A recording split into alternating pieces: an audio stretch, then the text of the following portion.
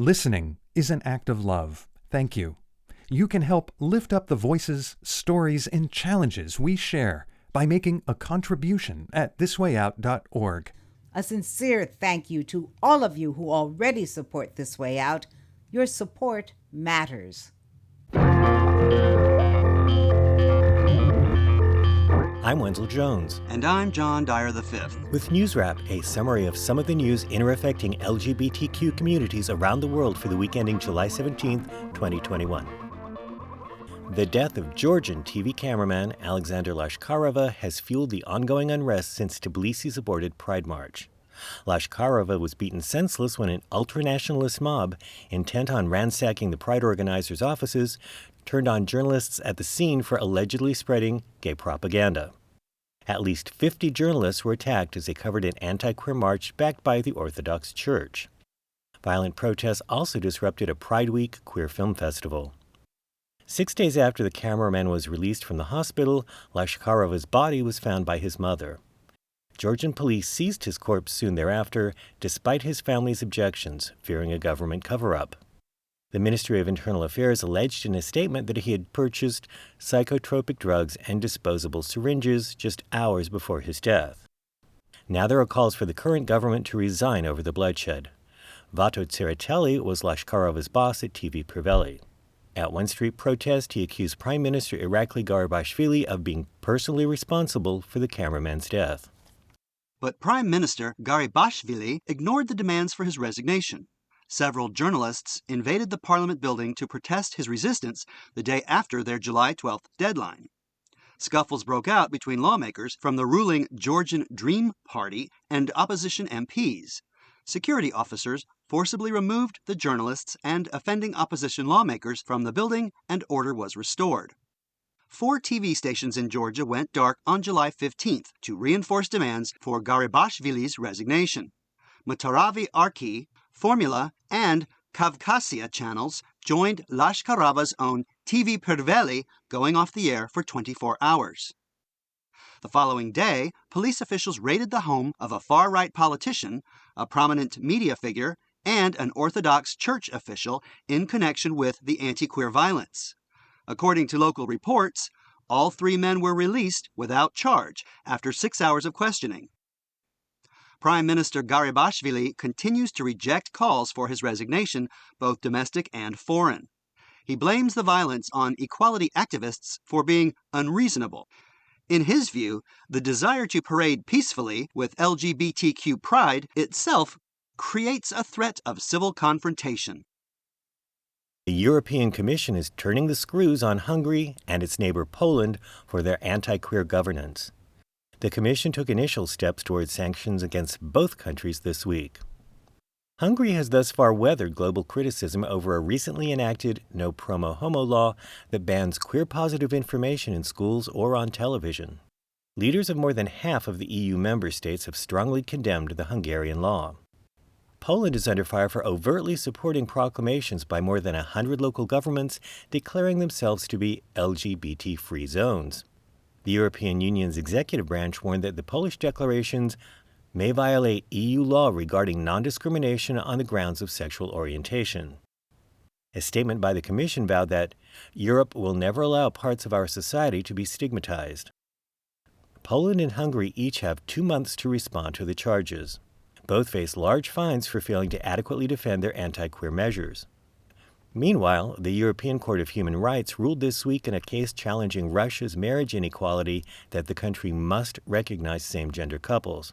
However, Hungary's leader Viktor Orbán, Poland's Andrzej Duda, and Russia's Vladimir Putin have never complied with EU directives they don't like. Israel's Supreme Court has opened access to fertility and surrogacy services to same-gender couples. Justices issued a ruling this week determining that the government has failed to meet the deadline they established in a 2020 decision. The court ruled then that a law to expand access to single women but excluding single men and queer couples disproportionately harmed their right to equality and the right to parenthood.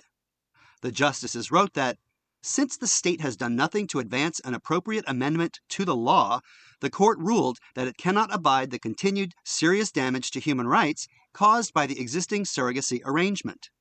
They set the ruling to take effect in 6 months to allow for the preparation of professional guidelines dealing with the expanded access. Israeli LGBTQ activist group, the Aguda, celebrated the decision as a historic landmark in our struggle for equality. 2 trans women in Cameroon, jailed for attempted homosexuality, were set to be released on July 16th as an appeal of their convictions moves forward. Loic Njukam is the legal name of Shakiro, a popular online fashion celebrity. Defendant Roland Moot is her friend Patricia, who was having lunch with her in February at a restaurant in the coastal city of Douala. They were arrested for public indecency and attempted homosexuality, presumably for wearing women's clothing. They were also unable to produce legal identification. They are being represented by Alison Com, a well-known advocate for LGBTQ people in Africa.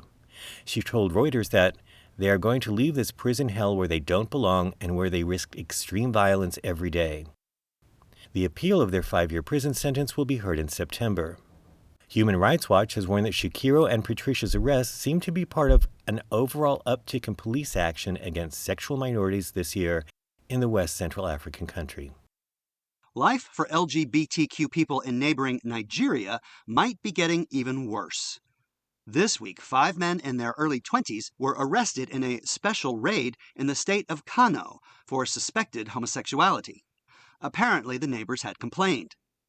Kano is one of the Nigerian states that impose Islamic Sharia law penalties on top of what secular law dictates. Sharia condemns sodomy as carnal intercourse against the order of nature with any man or woman. In addition to a 1-year prison term under the country's secular laws, they each face 100 lashes of the cane if they're unmarried. If any of the convicts are married, they could be stoned to death. Minnesota's Democratic Governor Tim Walz is using an executive order to ban conversion therapy. Walz took it on himself to break a legislative logjam when the bill passed by the Democratic-controlled House failed in the Republican-controlled Senate. The order bolsters local ordinances in a number of Minnesota cities, but does not ban conversion therapy in the state outright. Only the legislature can do that. However, the executive order prohibits public funds from being used to support it. In the governor's words, that will ensure that no Minnesotan under 18 is subjected to this Byzantine, torturous practice. Conversion therapy claims to straighten out queer people through counseling and/or prayer. Virtually every professional medical and mental health organization condemns the practice as ineffectual at best. At worst, it does real damage to a victim's already fragile mental health. Another Democratic governor is citing a recent U.S. Supreme Court ruling to veer away from queer rights. That's how Kentucky's Andy Beshear justified removing anti-LGBTQ bias provisions from a state contract with the Baptist-affiliated Sunrise Children's Services. The High Court decision narrowly supported the right of a Roman Catholic adoption and fostering agency in Philadelphia to reject parenting applications from same-gender couples on religious grounds. Kentucky is one of several states to dole out some social services through private agencies. According to the Associated Press, Sunrise was established during the Civil War to care for orphans, and it has contracted with the state for more than 50 years. A federal judge has blocked a particularly loathsome Tennessee law. It requires businesses to post warning signs if they allow trans people to use the restroom that aligns with their gender identity. U.S. District Judge Alida A. Trauger granted a preliminary injunction preventing the law from taking effect. She determined that the plaintiffs were likely to succeed on their challenge on constitutional grounds. The Tennessee law is one of several anti-trans laws to be tested in courts across the country. Finally, one of the biggest stories in the U.S. this week has been the flight of Texas Democratic lawmakers from the state to deny the Republican-controlled legislature a quorum. Their action is an effort to block passage of odious laws to restrict voting rights.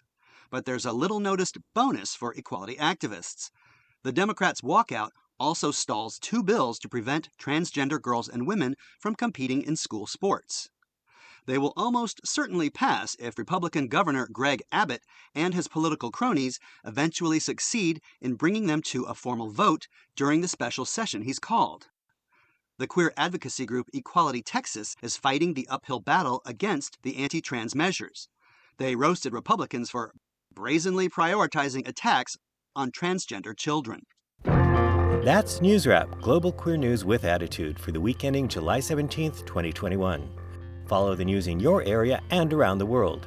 An informed community is a strong community. NewsWrap is written by Greg Gordon, edited by Lucia Chappelle, produced by Brian DeShazer, and brought to you by you.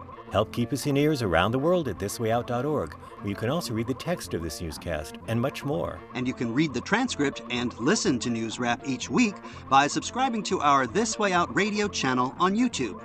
For This Way Out, I'm John Dyer V. Stay healthy. And I'm Winslow Jones. Stay safe. This Way Out delivers LGBTQ news and culture to more than 150 local communities on radio stations around the world, and we are also a free online news service.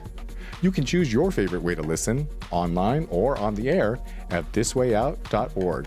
Please sign up for our free e-newsletter, Inside This Way Out. We will respect your trust in us and make sure your personal information is never shared with others. Just send us an email at info@thiswayout.org to receive the informative and unique addition to the show. You'll be invited to join us for a more in-depth look into our stories and be encouraged to learn more about This Way Out's 3 decades of broadcast activism. We hope you choose to join us in celebration of LGBTQ history and culture. Email us at info@thiswayout.org to join the movement. We'll make sure you always know what's going on inside This Way Out.